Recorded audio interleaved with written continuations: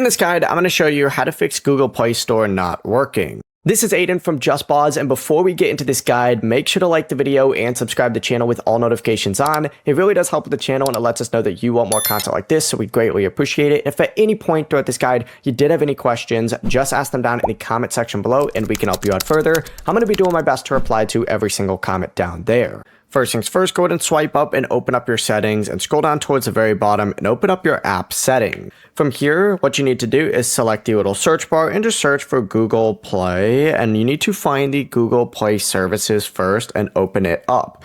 From here, scroll down and you need to open up storage, and in storage, go ahead and select clear cache down in the bottom right and then clear data. If you see clear all data, select it and confirm and then return, and you need to do the exact same thing for the Google Play app settings. So select Google Play Store this time, scroll down, select storage, hit clear cache, wait for it to finish, and then hit clear data.